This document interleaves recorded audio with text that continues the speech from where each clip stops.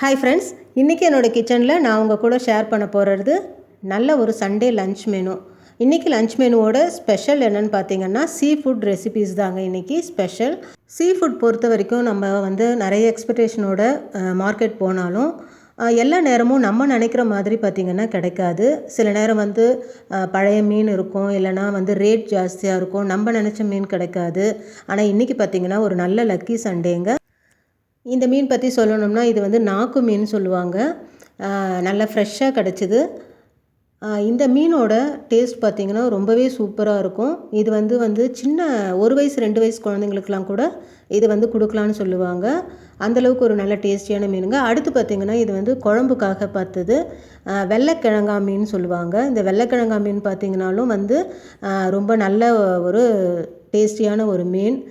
இதுவும் பார்த்திங்கன்னா இன்றைக்கி கிடச்சிது, ஃப்ரெஷ்ஷாக கிடச்சிது. குழம்புக்காக பார்த்திங்கன்னா நான் எல்லாமே கலந்து எடுத்து வச்சுருக்கேன்.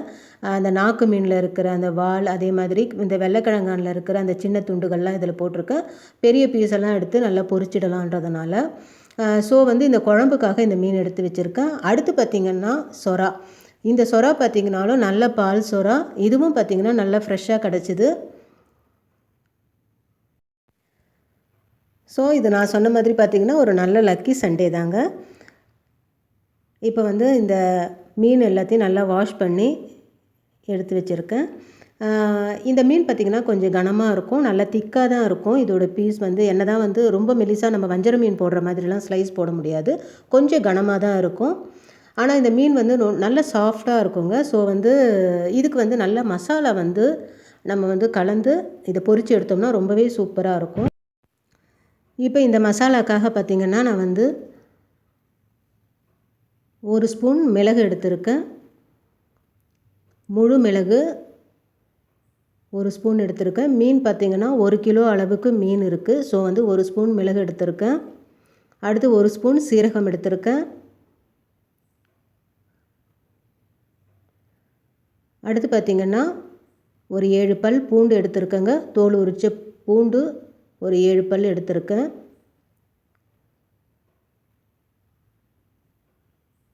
அடுத்து பார்த்திங்கன்னா ஒரு 4 கருவேப்பிலை இலை, இந்த லீஃப் மட்டும் தனியாக எடுத்திருக்கேன்.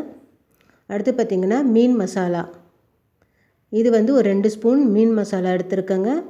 அதே மாதிரி மிளகாய்த்தூள், வெறும் மிளகாய்த்தூள் ஒரு 2 ஸ்பூன் வெறும் மிளகாய்த்தூள் எடுத்திருக்கேன். தேவையான அளவு மஞ்சத்தூள் எடுத்து வச்சுருக்கேன். தேவையான அளவு உப்பு எடுத்துக்கலாம். அடுத்து பார்த்திங்கன்னா ஒரு அரை மூடி எலுமிச்சம்பழம் எடுத்திருக்கேன். இப்போ நம்ம இந்த எடுத்து வச்சுருக்க எல்லா மசாலா பொருளையும் பார்த்திங்கன்னா நான் ஒரு மிக்ஸி ஜாரில் போடுறேன். நம்ம எடுத்து வச்சுருக்க அந்த 1 ஸ்பூன் சீரகம், 1 ஸ்பூன் மிளகு, அந்த கருவேப்பிலை 4 இலை, அடுத்து பார்த்திங்கன்னா நம்ம எடுத்து வச்சுருக்க அந்த 7 பல் பூண்டு, தோல் உரிச்ச பூண்டு, அடுத்து நம்ம எடுத்து வச்சுருக்க அந்த மீன் மசாலா 2 ஸ்பூன், மிளகாய்த்தூள் 2 ஸ்பூன், அடுத்து கொஞ்சம் இதில் ஒரு அரை ஸ்பூன் மஞ்சத்தூள் சேர்க்குறேன்.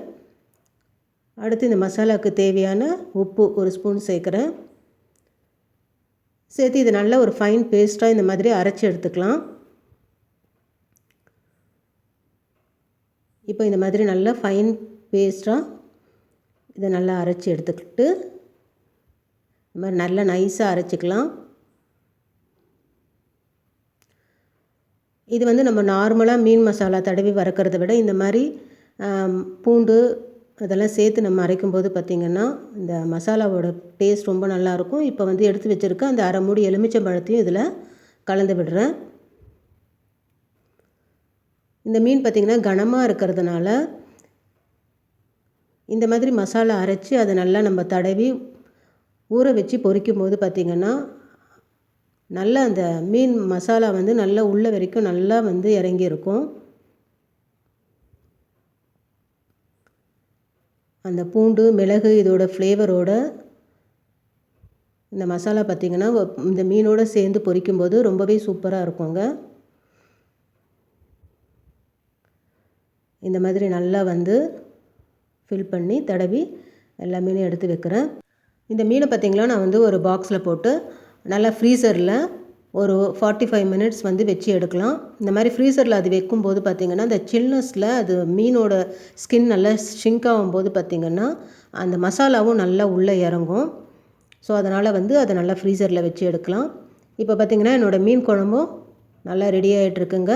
இந்த மீன் குழம்பு ரெசிபி நான் இன்னொரு வீடியோவில் உங்கள் கூட கண்டிப்பாக ஷேர் பண்ணுறேன். இப்போ நம்ம எடுத்து வச்சுருக்க அந்த எல்லா மீன், கலந்த மீன், அந்த சொரா தலை, அதே மாதிரி பார்த்திங்கன்னா நாக்கு மீனோட வண்டம், அதே மாதிரி நம்மளுடைய வெள்ளைக்கிழங்கா மீன், இது எல்லாமே சேர்த்து கலப்படமாக இந்த குழம்பு கலந்த எல்லா மீனும் கலந்து இந்த மாதிரி குழம்பு வைக்கும்போது அந்த மீன் குழம்போட டேஸ்ட் பார்த்திங்கன்னா ரொம்ப அல்டிமேட்டாக இருக்குங்க. இந்த மீன் எல்லாமே போட்டுட்டு பார்த்திங்கன்னா ஜஸ்ட் ஒரு கொதி தான்.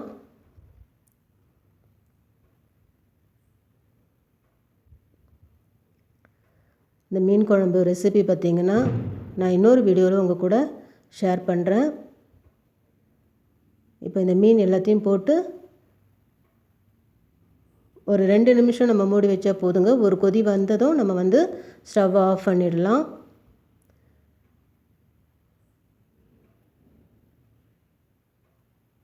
டேஸ்டியான மீன் குழம்பு பார்த்திங்கன்னா சூப்பராக ரெடியாக இருக்குங்க. ரொம்ப நம்ம கொதிக்க விட்டாலும் இந்த மீனெல்லாம் உடஞ்சிடும். ஸோ வந்து இதை வந்து நம்ம வந்து ஒரு கொதி வந்ததும் ஆஃப் பண்ணி எடுத்து வச்சிடுறேன்.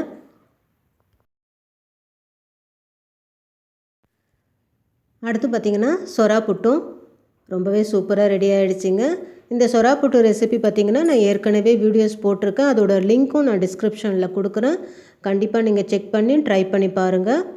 இது வந்து நல்ல ஃப்ரெஷ்ஷான பால் சொரான்றதுனால இதோட அந்த டெக்ஸ்சர் பார்த்திங்கன்னா நல்லா உதிரி உதிரியாக ரொம்பவே சூப்பராக வந்திருக்குங்க.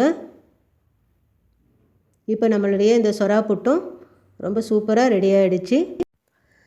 அடுத்து பார்த்திங்கன்னா நம்மளுடைய மீனும் வந்து நல்லா ஊறிடுச்சுங்க. ஒரு 1 ஹவர் வந்து நல்லா மசாலாவில் ஊறி இருக்குது. ஸோ நான் வந்து அதை பொரிக்கிறதுக்காக தவாவில் எண்ணெய் விட்டுருக்கேன். அதில் கொஞ்சமாக கருவேப்பிலை போட்டிருக்கேன் அந்த ஃப்ளேவருக்காக. இப்போ நம்ம ஊறி எடுத்து வச்சுருக்க இந்த மீன் துண்டுகளை இதில் சேர்த்து நல்லா பொறுமையாக 2 பக்கமும் திருப்பி போட்டு நல்லா ஃப்ரை பண்ணி எடுக்கலாம். இந்த மீன் பார்த்திங்கன்னா நல்லா கனமாக இருந்தால் கூட இதோட ஸ்கின் பார்த்திங்கன்னா நல்லா லூஸாக தாங்க இருக்கும். நல்ல மசாலா வந்து நல்லா டெப்த்தாக வந்து உள்ளே வரைக்கும் நல்லாவே இறங்கும். அந்தளவுக்கு வந்து அதோடய ஸ்கின் வந்து ரொம்ப லூஸாக இருக்கும். அதுக்கப்புறம் நம்மளும் பார்த்திங்கன்னா நம்ம வந்து இதை ஃப்ரீசரில் வைக்கிறதுனால அந்த ஃப்ரீசர் சில்னஸில் அந்த மீனோட ஸ்கின் வந்து நல்லா ஷிங்க் ஆகும்போது அந்த மசாலாவும் பார்த்திங்கன்னா நல்லா உள்ளே வரைக்கும் அப்சர்வ் ஆகும். அதனால தான் நம்ம வந்து இந்த மாதிரி சிக்கன் ஃப்ரை பண்ணுறதுக்கு முன்னாடி, ஃபிஷ் ஃப்ரை பண்ணுறதுக்கு முன்னாடிலாம் ஃப்ரீசரில் வச்சு அதை எடுக்கிறோம். இப்போ பார்த்திங்கன்னா இதில் நல்லா இந்த மசாலா உள்ளே வரைக்கும் இறங்கி இருக்குங்க. இப்போ நம்மளுடைய இந்த மசாலாவோட இந்த மீன் பார்த்திங்கன்னா ரொம்பவே சூப்பராக ரெடி ஆகிடுச்சு.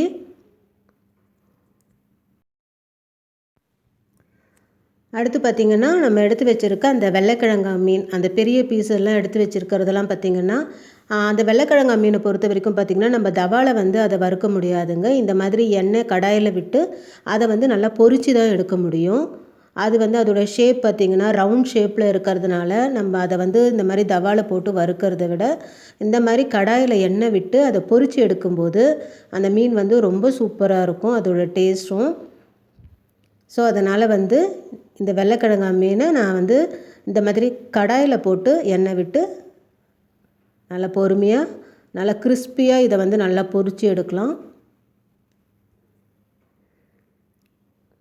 இப்போ பார்த்திங்கன்னா இந்த மீனும் பார்த்திங்கன்னா நல்லா கிறிஸ்பியாக நல்லா அழகாக பொரிஞ்சு வந்துடுச்சிங்க.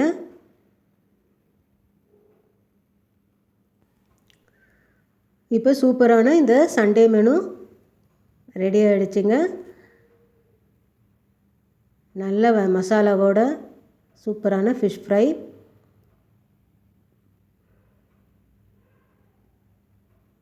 அடுத்து பார்த்திங்கன்னா நல்ல சூப்பரான சொரா புட்டு. இந்த சொரா புட்டு ரெசிபி ஏற்கனவே நான் வீடியோஸ் போட்டிருக்கேங்க. அதோட லிங்க்கும் நான் டிஸ்கிரிப்ஷனில் கொடுக்குறேன். கண்டிப்பாக நீங்கள் ட்ரை பண்ணி பாருங்கள்.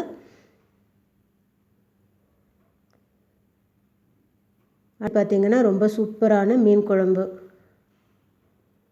இந்த ரெசிபியும் நான் வந்து அடுத்த வீடியோஸில் நான் உங்கள் கூட ஷேர் பண்ணுறேங்க. இந்த சண்டே லஞ்ச் மெனு கண்டிப்பாக நீங்களும் உங்கள் வீட்டில் ட்ரை பண்ணி பாருங்கள். இந்த வீடியோ உங்களுக்கு பிடிச்சிருந்துச்சுன்னா லைக் பண்ணுங்கள், கமெண்ட் பண்ணுங்கள், ஷேர் பண்ணுங்கள் ஃப்ரெண்ட்ஸ். மறக்காமல் சப்ஸ்கிரைப் பண்ணுங்கள். தேங்க்யூ.